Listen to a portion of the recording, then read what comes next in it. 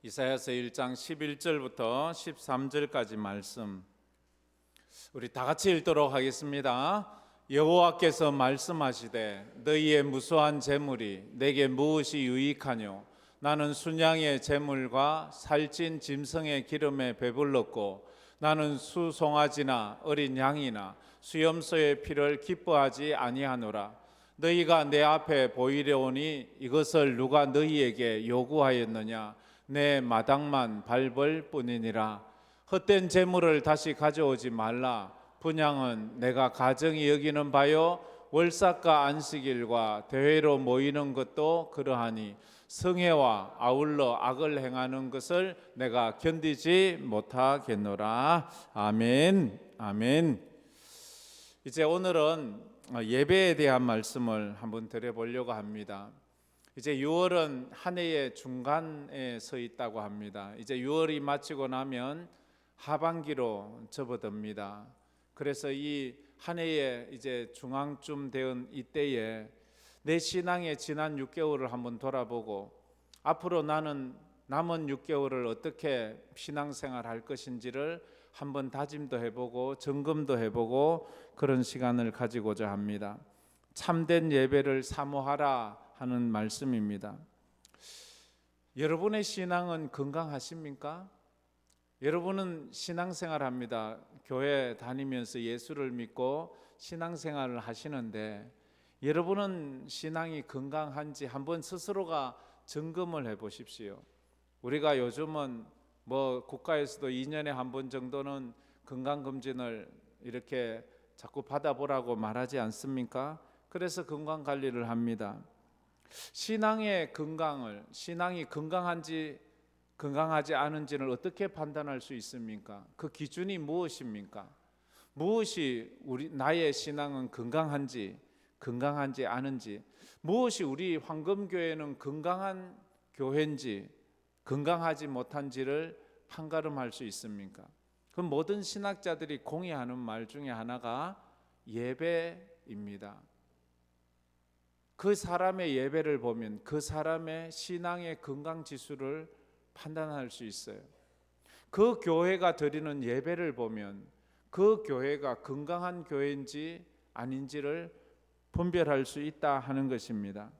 그래서 오늘 우리가 우리 스스로의 내가 신앙이 건강한지는 내 몸이 건강한지와 다른 내 상황이 건강한지 내 삶이 좀 이거와 관계없이 내 예배를 통해서 내가 좀 건강하구나 아니면 내가 좀 건강하지 못하구나 이렇게 알 수 있습니다.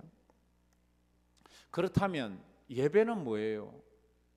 예배가 뭔지를 알아야지 내가 예배가 건강한지 아닌지를 알 수 있을 것 아니에요.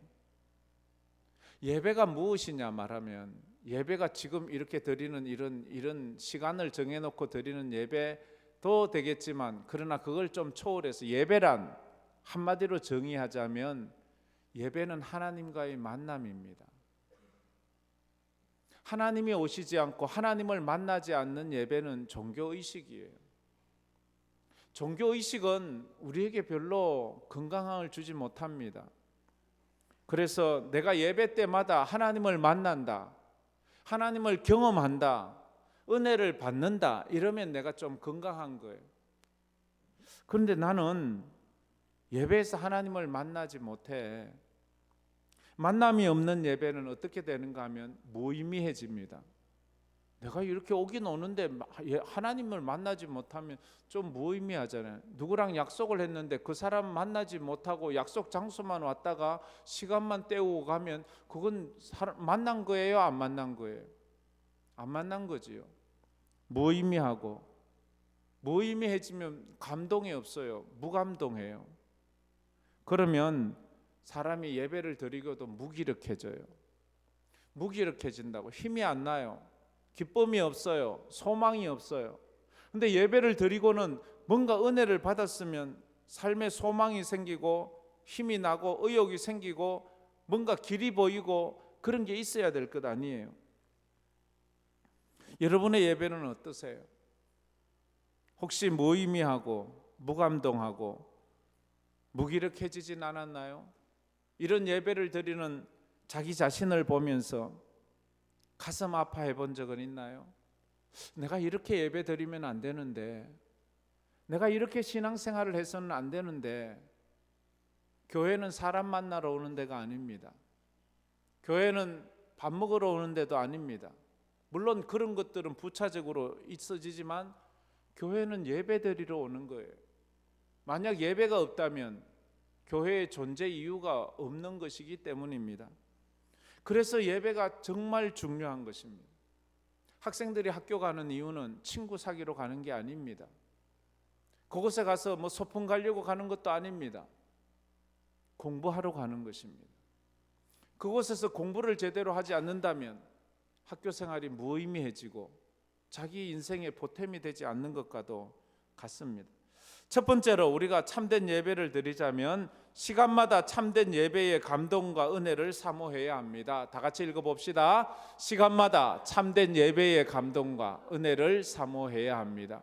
어떤 시간이든지, 이런 대예배, 또 오후 예배, 새벽 예배까지라도, 가정 예배라도, 아니 주일학교 예배라 할지라도, 우리는 어떤 식의 예배를 드린다 할지라도 그 예배를 통해서 하나님의 감동이 있어야 돼. 내 마음에 울림이 있어야 돼. 그리고 은혜를 사모해야 돼. 이 시간에도 그런 마음이 있어. 하나님, 내 마음에 뭔가 울림이 있는 말씀을 주시고 은혜를 주시고 내가 하나님의 은혜를 사모하는 마음을 주세요. 그게 있어야 돼요. 사모함이 있어야 돼요. 갈급함이 있어야 돼요. 근데 기대감도 없고 사모도 없고 그냥 뭐 예배는 늘 그런 거지 뭐 그냥 왔다가 가면 되지 뭐, 출석부 찍는 데가 아닙니다. 사람한테 인정받으러 오는 것도 아니에요. 하나님 만나러 오는 거예요. 하나님 보러 오는 거예요. 그래서 우리의 신앙관이 달라져야 돼요. 사람이 나에게 인사 안 한다고 아이고 다음 주부터 안 올래 이러면 그 사람은 지금 하나님을 예배하는 게 아닙니다. 사람을 보러 오는 거예요. 우리는 그런 신앙은 건강하지 못한 신앙입니다. 사람들이 나를 알아주든 알아주지 않든 인정하든 인정하지 않든 나는 하나님을 예배하기 위해서 왔기에 그것이면 족하다 하는 그런 마음이 있어야 합니다. 이 시간에도 하나님은 이렇게 참된 예배자를 찾고 계시고 갈급한 심령을 찾고 계시는 거예요. 신학자들이 말하는 현대 교회가 당한 가장 심각한 문제가 뭐냐라고 했을 때 신학자들이 대부분 말하는 그것은 코로나 이후에 숫자가 줄어들었다? 그게 아니에요. 저출산 문제로 주일학교가 많이 줄어들어서 이게 교회의 심각한 문제야. 물론 그게 심각하지만 그게 근본적인 문제가 아닙니다. 교회의 가장 심각하고 근본적인 문제는 예배 가운데 감격이 사라졌다는 거예요.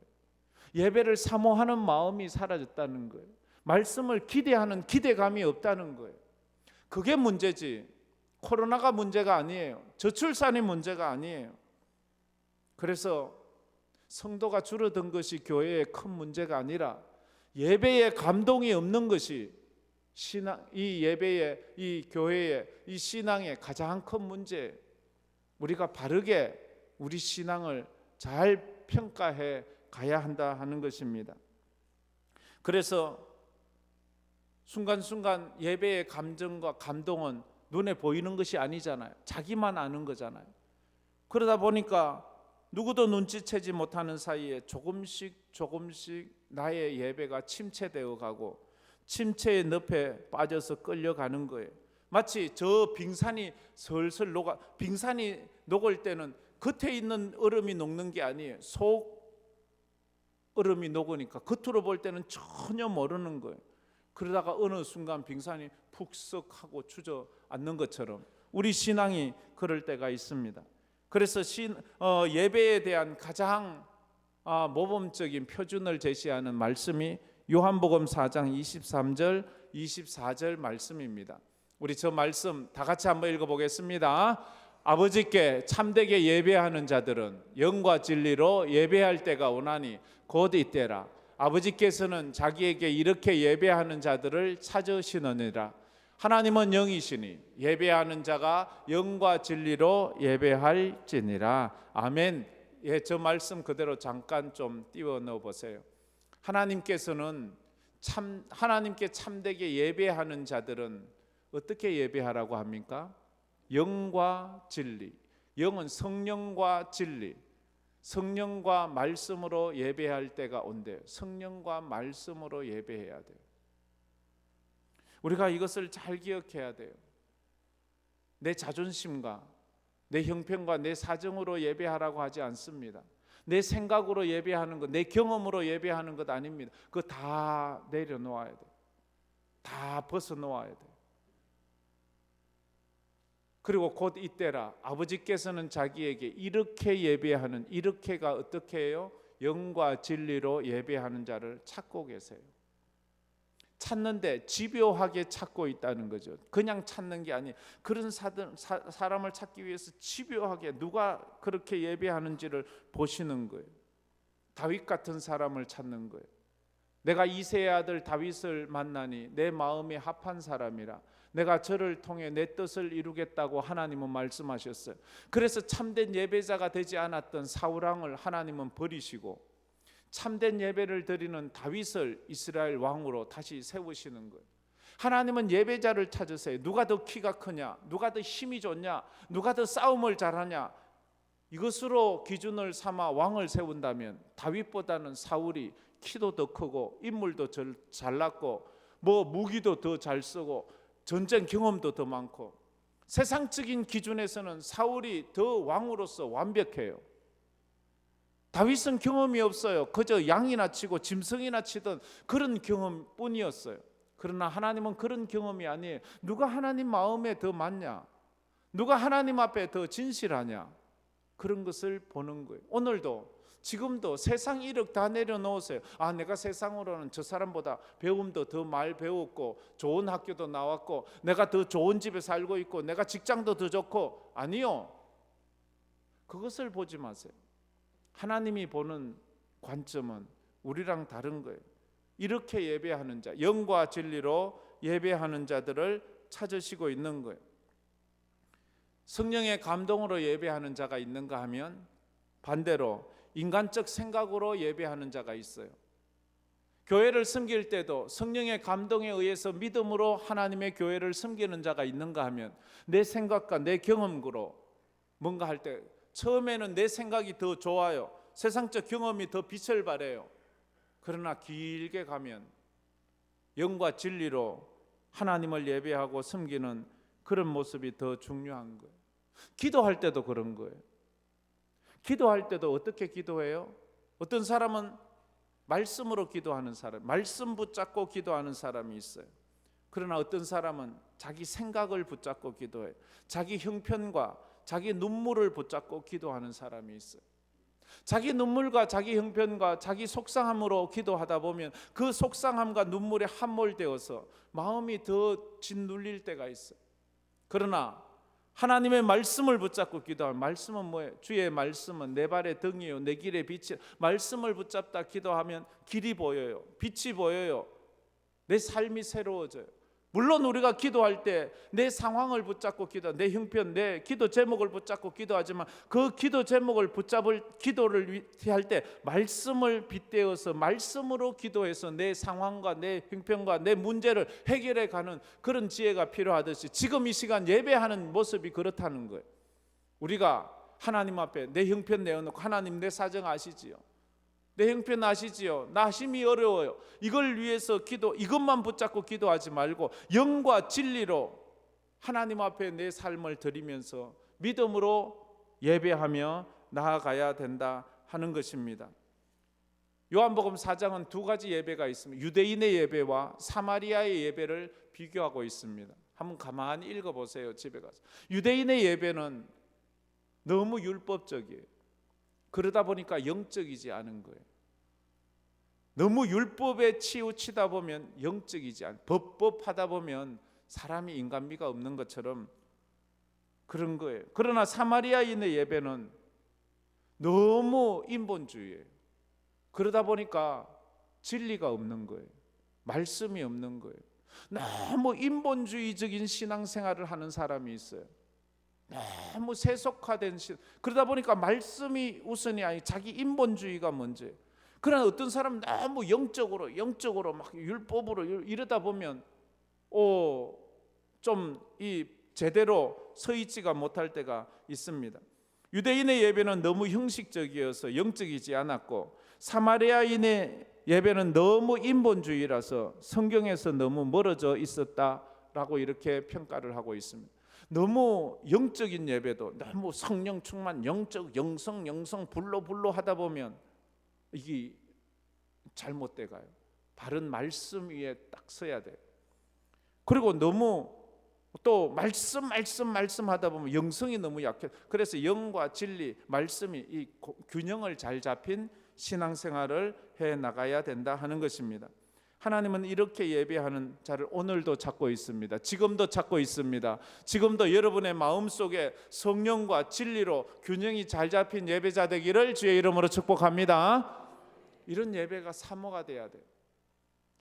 예수 믿지 얼마 안 되고 신앙이 잘 모르는 사람은 저희 무슨 말인고 할 수 있지만 가만히 들어보세요. 결코 어렵지는 않습니다. 24절에 이렇게 말씀하고, 요한복음 4장 24절에 이렇게 말했습니다. 하나님은 영이시니 예배하는 자가 영과 진리로 예배. 하나님이 영이시기 때문에 영과 진리로 예배를 하기. 하나님의 존재 양식을 영이라고 말합니다. 영이 뭐예요? 영적인 것은 첫째, 눈에 보이지 않아요. 영은 눈에 보이지 않아요. 영은 손에 만져지지 않아요. 또 영은 뭐예요? 영은 배고프지 않아요. 먹지 않아도 돼요. 영은 병들지 않아요. 영은 죽지 않아요. 영은 영원한 거예요. 하나님은 영적인 존재. 우리처럼 손, 발, 눈, 코, 입 있는 것이 아니에요. 하나님은 영이세요. 그게 하나님의 존재 방법이에요. 그런데 인간은 어떤 존재예요? 인간은 육체를 가지고 있잖아요. 육체는 뭐예요? 육체는 눈에 보여요. 손에 만져져요. 그리고 육체는 먹어야 돼요. 그런데 육체는 병들어요. 늙어요. 결국 죽어요. 우리는 육체의 감옥에 갇혀 있어요.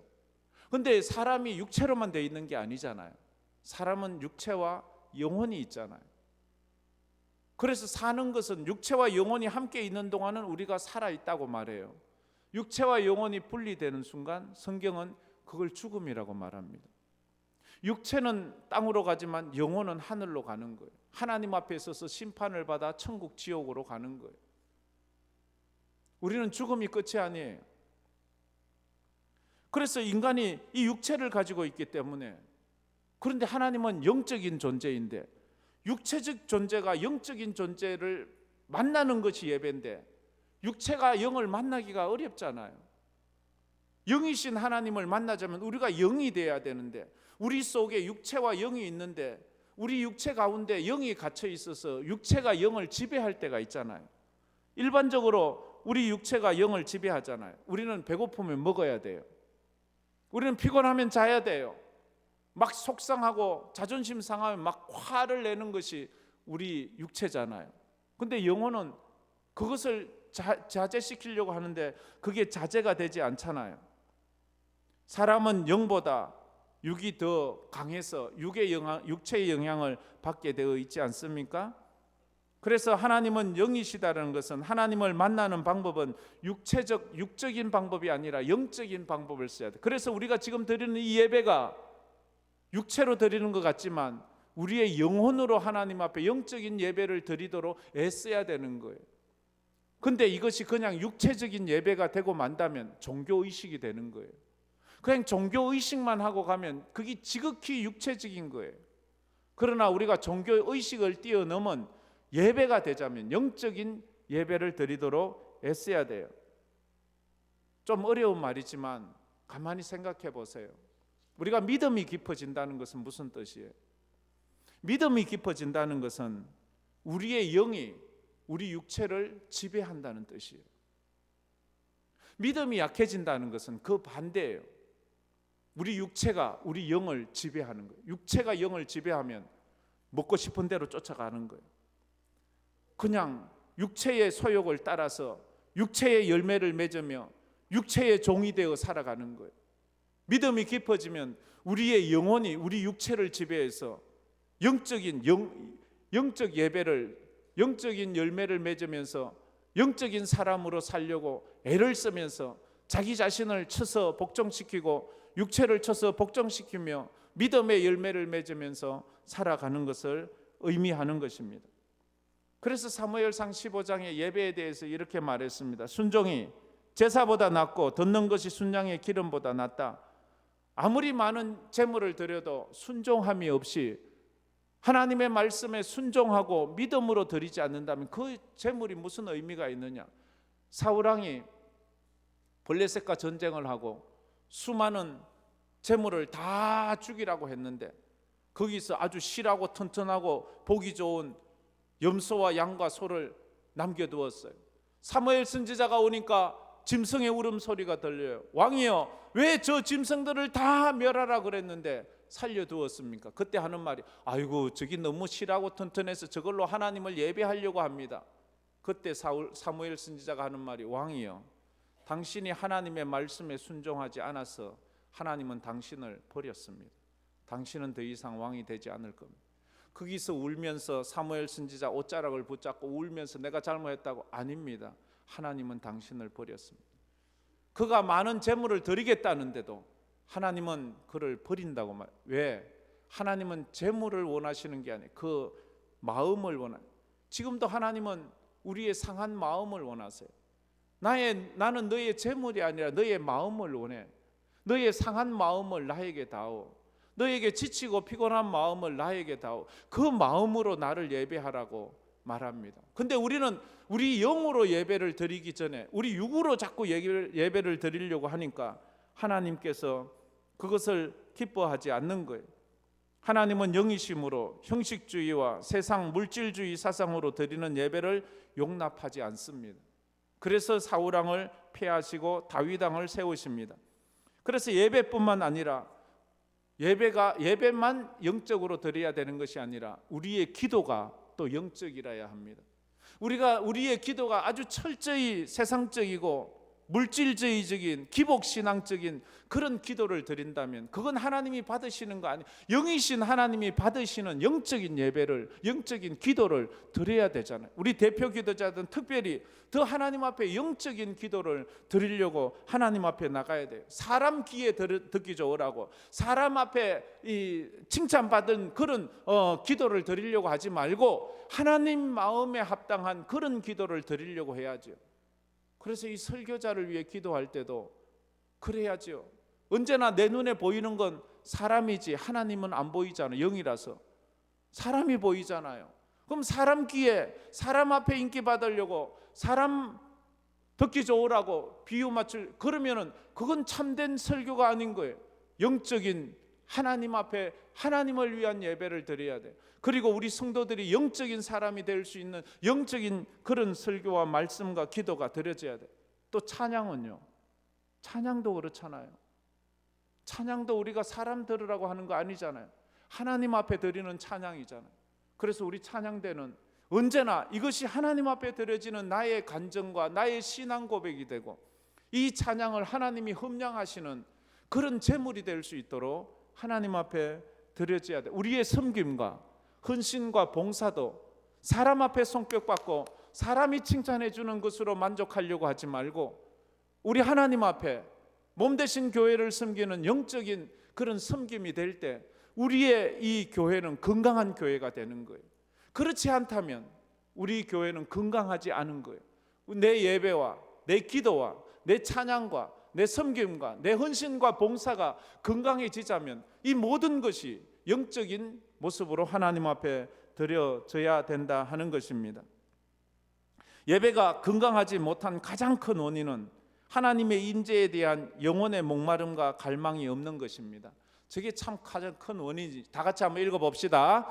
예배가 건강하지 못한 가장 큰 원인은 하나님의 임재에 대한 영혼의 목마름과 갈망이 없는 것이다. 예배가 무엇입니까? 하나님과의 만남이라고 했잖아요. 하나님과의 만나지 못하는 예배는 온전한 예배가 아니에요.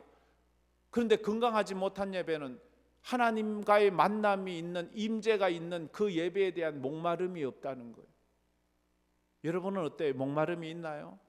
오늘 예배당 오면서 나 하나님한테 은혜 좀 받아야지, 나 하나님 은혜를 받아야 돼, 하나님 응답을 좀 받아야 돼, 이런 갈급함이 있는 분들이 있는가 하면 그냥 아무런 생각 없이 그냥 와 있는 사람도 있습니다. 그러다가 은혜 받는 경우도 있지요. 그냥 온 사람은 종교의식에 참여하는 가능성이 있습니다. 사모함, 하나님을 목사 만나러 오지 마세요. 물론 와서 목사를 보지요. 그러나 목사를 통한 하나님의 음성을 들으세요. 목사의 음성만 듣고 가지 마세요. 이 목소리의 주인인, 이 메시지의 주인인 하나님을 만나고 가세요. 목소리는 목사 목소리지만 이 메시지는 하나님의 메시지이거든요. 교회에서 이런 은혜가 있기를 주의 이름으로 축복합니다. 성가대도 그래요. 찬양팀도 그래요. 목소리는 성가대의 목소리지만 그 메시지는 하나님의 메시지를 담고 있다고 확신을 자기가 가져야 돼요. 나 자신이 확신하지 않는데 다른 사람이 어떻게? 부르는 사람이 거기에 대한 믿음이 없는데 듣는 사람이 그걸 믿음으로 받아들이겠어요? 전하는 자가 아무런 믿음도 없이 그냥 이건 내 생각이야, 내 지식이야, 내 경험이야 이러고 말한다면 듣는 사람이 거기서 무슨 은혜를 받겠어요? 확신과 믿음을 가지고 영적인 예배자로 우리가 하나님 앞에 나갈 때 그 은혜가 있는 것입니다. 13절에 그렇게 이렇게 의무감에 드리는 그 종교 의식적인 예배를 지탄하고 있죠. 다 같이 읽어봅시다. 헛된 재물을 다시 가져오지 말라. 분향은 내가 가정이 여기는 바요. 월삭과 안식일과 대회로 모이는 것은 그러하니 성회와 아울러 악을 행하는 것을 내가 견디지 못하겠노라. 아멘.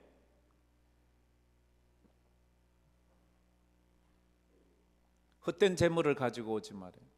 하나님은 재물을 원하기 이전에 우리 마음을 원하세요.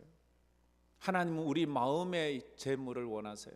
마음으로 드리는 예배를 드리는 그 한 사람을 주님은 찾고 계시다 하는 것입니다. 의무감에 드리는 예배는 종교의식으로 변화됩니다. 종교의식이 되면 그 예배는 영적으로 침체되게 되어 있습니다. 영적으로 침체되는 예배는 매너리즘에 빠지게 되어 있습니다. 습관적으로 타성에 빠져서 드리는 예배가 매너리즘에 빠졌다라고 그렇게 말을 합니다. 혹시 습관적으로 드리지는 않습니까? 타성에 젖어서 하지는 않습니까? 찬양을 불러도 이미 다 아는 찬양이라 그저 입술 따로 생각 따로 입술 따로 내 그 믿음 따로 그래요. 기도도 뭐 습관적으로 아멘하고 또 아멘은 잘해요. 그런데 무슨 아멘인지도 모르고 아멘을 해요. 그래서는 안 되는 거예요. 매너리즘, 틀에 박힌 일정한 방식을 따라서 타성에 빠져서 하는 것을 말합니다. 습관적이고 의무적이고 그런 것은 의미 없는 몸짓이라고 말합니다. 의미 없는 몸짓은 우상 섬기는 자들과 별 차이가 없습니다. 예배가 매너리즘에 빠지면 예배의 대상이신 하나님과 관계없이 우리가 모여서 우리끼리 하는 것, 그걸 종교의식이라고 말하지요. 종교의식에는 순서가 중요합니다. 어떤 순서로 하느냐가 참 중요해요. 종교의식은 우리가 예배에서 물론 절차가 있고 그렇지만 너무 거기에 집착하면 종교의식은 사람이 중요합니다. 누가 나서느냐가 중요해요. 누가 앞에 서느냐가 아주 종교의식에는 중요합니다. 그러나 예배는 그런 것이 아니에요. 종교의식은 시간이 중요합니다. 몇 시에 시작해서 몇 시에 마쳐야 된다는 그 규범이 있습니다. 물론 교회도 그런 규범이 있지만 그러나 이것이 너무 그런 종교의식의 틀에 갇혀서는 안 된다는, 좀 자유해야 돼요. 좀 편안해야 돼요. 교회 와서는 편안한 마음으로 말씀도 듣고 기도도 하고 찬양도 하고 성도의 교제도 가지고 그런 모습들이 있어야 돼요. 그래서 껍데기로 드리는 예배가 아니라 중심으로 드리는 그런 예배자가 되어야 합니다. 한번 여러분들의 예배를 점검해 보십시오. 여러분들의 예배에는 목마름이 있습니까? 영적인 갈급함이 있습니까? 사모함이 있습니까? 오늘 난 하나님을 만나야 돼. 난 하나님의 은혜를 만나야 돼. 그래야 내 영이 살고 영이 살아야 육이 사는 거지요. 여러분은 육체가 더 소중합니까? 영혼이 더 소중합니까? 무엇이 여러분입니까? 영혼이 여러분입니까? 육체가 여러분입니까? 육체는 집과 같고 육체는 입는 옷과 같아서 육체는 언젠가 우리의 영혼을 벗어버려야 돼요. 우리가 육체와 영혼이 나누어질 때 그때 진짜 내가 누군지 알아요. 진짜 내가 누구예요? 천국과 지옥은 육체는 가지 못해요. 천국과 지옥은 영혼이 가는 곳이에요. 그러니까 영혼이 진짜 나예요. 육체를 위해서는 먹이고 입히고 찍어 바르고 모든 것 다 하면서 영혼을 위해서는 무엇을 하나요? 한 주간 예배로 만족할 수 있나요? 우리가 나의 영혼, 나의 본질인 나, 그것을 위해서 참된 예배자가 되어야 된다고요. 그래서 우리는 예배를 드리면서 참회의 눈물이 있어야 합니다. 예배를 드리면서 지금까지 내가 참된 예배자가 되지 않았고 지금까지 내가 참된 영성을 가진 믿음의 사람이 되지 않았다는 것에 대해서 참회의 눈물이 있어야 합니다. 그리고 예배에는 결단이 있어야 돼요. 내 삶을 드리는 헌신의 결단이 있어야 돼요. 내가 참으로 이제는 참된 예배자가 되겠다는 그 결단이 있어야 된다는 거죠. 두 번째로 예배는 예배의 은혜를 능가하는 삶을 살 수 없고 삶의 수준을 능가하는 예배를 드릴 수 없습니다. 다 같이 읽어봅시다. 예배의 은혜를 능가하는 삶을 살 수 없고 삶의 수준을 능가하는 예배를 드릴 수 없습니다.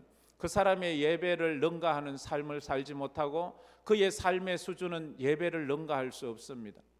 예배가 그의 삶을 평가할 수 있기 때문에 그 삶이 예배를 능가한다면 그것은 분명 위선일 거예요. 가식일 거예요. 바리새인이 그랬습니다. 겉보기에는 거룩하고 겉보기에는 상당히 거룩했지만 그들의 속은 회칠한 무덤 같다고 주님이 말씀하셨어요. 위선자들이었어요. 우리가 하나님 앞에서 내 예배를 잘 보아야 12절에 그래서 이렇게 말하지요. 12절 말씀 다 같이 읽겠습니다. 너희가 내 앞에 보이려 오니 이것을 누가 너희에게 요구하였느냐? 내 마당만 밟을 뿐이라. 하나님의 전에 마당만 밟고 가지 마십시오. 하나님을 만나고 가셔야 합니다. 하나님의 임재가 있어야 된다 하는 것입니다. 예배를 드리는 자의 사정과 삶의 문제가 중요한 것이 아니라 예배를 받으시는 그 하나님의 마음이 중요하다는, 내가 과연 하나님의 마음에 맞는가 그걸 봐야지 내 형편이 어떻고 내 사정이 어떻고 그것은 그 뒤로 미뤄내야 되는 거예요. 예배에 은혜 받지 못하고 감동이 없는 그런 것을 너무 오래 생활한 사람은 이렇게 변명합니다. 예배는 다 그런 거야. 그냥 와서 예배 1시간 드리면 그게 예배지 뭐. 그분은 예배를 드린 게 아닙니다. 종교의식을 하고 간 것입니다. 예배의 계획은 형식을 변화시키는 것이 아니라 내용과 본질을 회복하는 것입니다. 예배는 본질이 회복되어야지 진짜 회복되는 것입니다. 껍데기, 형식이 변화되었다고 변화된 것이 아닙니다. 예배의 변화는 본질의 변화입니다. 그래서 언제나 교회의 부흥과 교회는 초대교회로 돌아가는 것이 부흥이지 현대의 초호화로 바뀌는 것이 예배의 부흥이 아니에요. 언제나 초대교회 본질로 돌아가는 거예요. 본질로. 참된 예배는 형식에서 오는 것이 아닙니다. 참된 예배는 하나님의 임재에서 오는 것입니다. 자기를 깨트리는 회개의 경험이 없는 예배로는 진정한 구원에 이르지 못합니다. 진정한 구원은 참된 예배를 통해서 참된 회개를 경험해야 합니다. 십자가의 은혜와 성령의 감동이 없는 예배로는 하나님의 임재를 경험할 수 없습니다. 오순절 마가다락방의 예배는 형식이 없습니다. 시간의 제한이 없습니다. 사람이 중요하지 않아요. 그런데 거기에 하나님이 임재했어요. 하나님이 임재한 거기에는 모든 것을 회복시켜 갔습니다. 야곱이 베델 광야에서 드린 예배는 예배당도 없어요. 설교자도 없어요. 순서도 없어요. 그러나 거기에 하나님이 임재했습니다. 요나가 물고기 뱃속에서 드렸던 그 예배는 아무것도 없어요. 그러나 거기에 하나님이 임재했습니다. 여러분의 삶 속에서 드리는 그 예배, 우리의 예배가 하나님의 임재가 일어난다면 그것이 참된 예배임을 믿으시기를 바랍니다. 그래요. 그 예배를 드리는 거예요. 내 예배가 아무리 영적으로 보일지라도 내 삶이 세속화되어 가고 있다면 그는 분명히 세속화된 예배를 드리고 있는 거예요. 아무리 겉보기에는 영적인 예배인 것 같고 영적인 찬양인 것 같지만 내 삶이 세속화되었다면 내 예배는 지금 세속화되었다는 것을 반증하는 것입니다. 마지막으로 세 번째, 예배에 단 한 가지 불변하는 목적은 하나님께 영광을 돌리는 것입니다. 다 같이 읽어봅시다. 예배의 단 한 가지 불변하는 목적은 하나님께 영광을 돌리는 것입니다. 우리의 모든 삶의 목적은 하나님께 영광입니다. 우리의 예배는 소원 성취가 아니에요. 우리의 예배는 부귀영화가 아니에요. 우리의 예배는 이 땅에서의 형통이 아니에요. 우리의 예배는 하나님께 영광이에요. 이것이 모든 다른 종교와 기독교와의 차이예요. 모든 다른 종교는 이 땅에서의 부귀영화, 소원 성취, 만사형통이지만 그럴 수밖에 없는 건 그 사람들은 이 땅이 다거든요. 이 땅이 끝나면 그 다음은 모르거든요. 그러나 기독교는 이 땅이 다가 아니라 영원한 하나님의 나라가 있기 때문에 우리는 이 땅에서 삶이 초라하고 부족하고 마침이 순교로 마친다 할지라도 우리는 하나님의 나라에서 영원히 영광받을 것을 믿기 때문입니다. 그래서 고린도전서 10장 31절에 이렇게 말씀했지요. 다 같이 읽어봅시다. 그런즉 너희가 먹든지 마시든지 무엇을 하든지 다 하나님의 영광을 위해서 하라. 우리의 삶의 목적과 목표와 의미는 하나님께 영광이 되느냐 안 되느냐, 내가 먹는 것, 내가 마시는 것, 내가 무엇을 하든지 그것이 다 하나님 앞에 영광이 된다면 그것은 오케이, 그것은 귀한 거예요. 그러나 내가 무엇을 먹더라도 그것이 하나님 앞에 영광이 되지 않는다면 그것은 좋은 것이 아니에요. 제가 새벽마다 드리는 기도 제목이 있습니다. 우리 교회와 우리 성도들을 위해서 기도할 때 늘 이 기도를 합니다. 하나님, 우리 성도들이 오늘도 어디를 가든지 무엇을 하든지 누구를 만나든지 어떤 삶을 살든지 하나님과 동행하는 믿음의 삶을 살게 해달라고. 우리 자녀들 학교를 가든지 직장을 가든지 누구를 만나 무슨 말을 하든지 그 삶 속에서 하나님과 동행하게 해달라고 늘 그런 기도를 드립니다. 우리가 하나님께 영광을 돌리는 그런 기도를 드려야 합니다. 예배의 회복 없이는 신앙의 회복도 없고 교회의 회복도 없습니다. 교회의 영광은 예배의 영광에서 시작되기 때문입니다. 예배의 영광이 없는 교회의 영광은 없어요. 예배의 영광이 없는 성도의 영광은 없어요. 교회 사명을 한마디로 정의하자면 그래서 예배로 하나님께 영광 돌리는 것입니다. 마지막으로 다시 한번 질문을 하겠습니다. 여러분의 예배를 어떻게 평가하십니까? 여러분의 예배는 몇 점이십니까? 습관적인 예배입니까? 매너리즘에 빠져 있는 그런 종교의식적인 예배입니까? 아니면 하나님의 임재를 경험하고 있습니까? 몇 점이나 됩니까? 80점? 50점? 아니요. 하나님 앞에서 점수는요, 빵점이냐 100점이냐 둘 중 하나예요. 아무리 작은 믿음이라도, 겨자씨만한 믿음이라도 주님은 100점이라고. 그건 천국 들어가는 믿음은 100점이에요. 천국에 뭐 들어가서 너는 나보다 점수 낮네, 대학 들어가는 것처럼 하면 안 돼요. 천국에 들어가면 다 똑같은 믿음이에요. 천국은 똑같은 믿음으로 가는 거니까. 그래요. 십자가 못 박힌 한편 강도도 예수를 그때 믿고 죽었지만 그도 100점짜리 믿음이었어요. 너는 100점 천국 들어와. 그런 거예요. 그래서 우리가 생각할 것이 있어요. 육체의 배고픔과 목마름에는 민감하면서 영혼의 목마름은 너무 무감각하지 않나요? 우리는 세상에서 사람들에게 수치와 모욕을 당할 때는 치를 떨고 치욕스러워하면서도 내 영혼이 수치를 당하는 것은 전혀 무감각하고 있지는 않나요? 내가 갖고 싶은 세상적인 것을 못 가졌을 때는 가슴을 치면서 울분을 터뜨리면서 내가 영적으로 하나님 앞에 예배를 놓치는 것에 대해서는 아무런 안타까움도 없지는 않나요? 우리가 하나님 앞에 참된 예배자가 되어야 합니다. 이제 한 해의 중반에 있어서 남은 해는 참된 예배자들 되기를 주의 이름으로 축복합니다. 우리 말씀을 생각하면서 이 찬양 한번 부르겠습니다. 주를 위한 이곳에 예배하는 자들 중에 그가 찾는 이 없어 주께서 슬퍼하시네. 주님은 주님이 찾으시는 예배자가 없을 때 슬퍼하신다고 말합니다.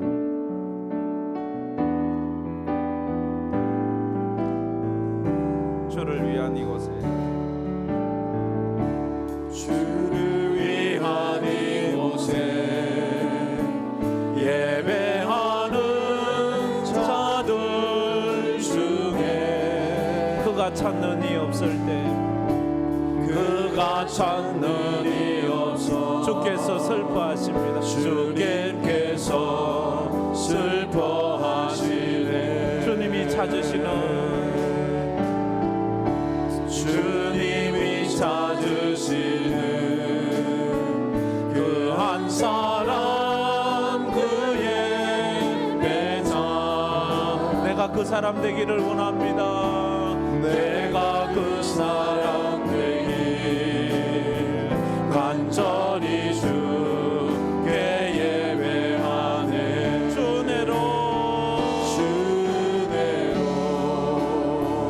이곳에 서 있는 주 임재에 엎드려 절하네 그 어느 것도 난 필요 없네 주님만 경배 주 은혜로 이곳에 서 있는 주 임재에 엎드려 절하네 그 어느 것도 난 필요 없네 주님만 경배 주 은혜로 이곳에 서 있는 주 임재에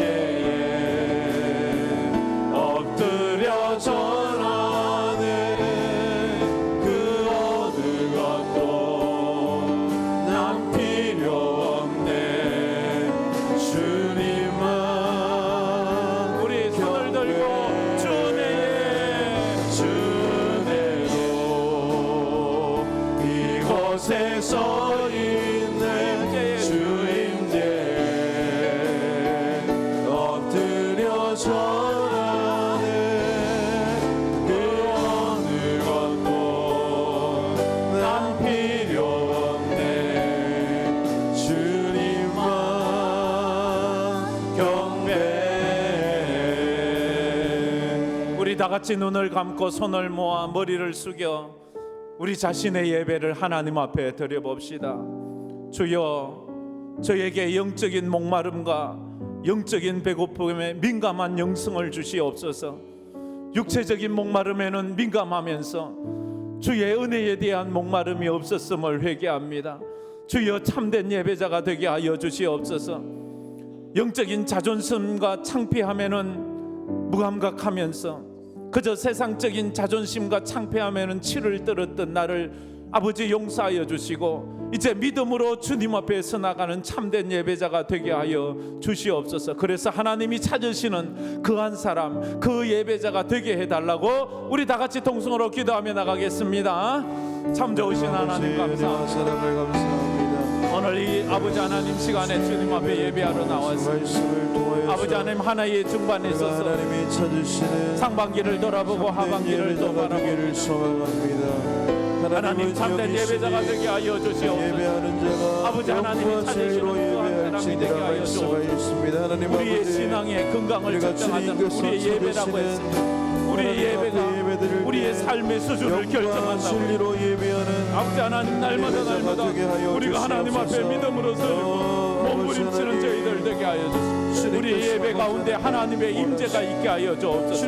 말씀에 하나님의 임재하고 우리 찬양에 하나님의 임재하고 우리 기도에 하나님의 임재가 있고 우리의 섬김과 헌신과 봉사에도 주의 임재가 있는 저희들이 되게 하여 주셔서 우리가 온전히 하나님 앞에 영광 돌리는 그런 삶을 살아가는 저희들이 다 되게 하여 주시옵소서. 주님께서 주시는 그 은혜를 받아 아버지 우리의 삶에 아버지 하나님 예배자로 서기를 소망합니다. 하나님 아버지 하나님께만 영광 올려드리는 아버지 하나님 그런 예배자가 되기를 원합니다. 주님 영광 받으시는 예배를 통하여서 하나님 기쁘시게 해드리는 그러한 예배로 살아가는 하나님은 영이시니 예배하는 자가 영과 진리로 예배할지니라 말씀하셨습니다. 주여, 우리가 하나님을 예배할 때에 성령과 진리의 말씀을 붙잡고 믿음으로 나아가는 저희들 되게 하여 주시옵소서. 내 감정만 붙잡고 내 속상함만 붙잡고 부르짖어 기도하거나 예배하는 그 선을 넘어서 이제 내 영이 내 육체를 지배하는 믿음 생활하는 저희들이 다 되어 하나님 아버지께 영광 돌리는 우리 모든 성도가 되게 하여 주셔서 참된 예배자들이 다 되게 하여 주시옵소서. 지금은 우리 주 예수 그리스도의 은혜와 우리 하나님 아버지의 무한하신 사랑하심과 성령님의 감동 위로 충만하심이 참된 예배자가 되어 하나님을 온전히 예배하는 예배자가 되고 하나님만 높이며 하나님께 영광된 삶을 살기로 마음에 다짐하는 우리 모든 황금교회 성도들 머리 위에 파송된 10가정 선교사들의 그 사역과 가정 위에 해외로 타지로 군문으로 흩어져 있는 우리 성도들 위에 또 이 대한민국 위에 이제로부터 영원토록 함께 있을지어다. 아멘.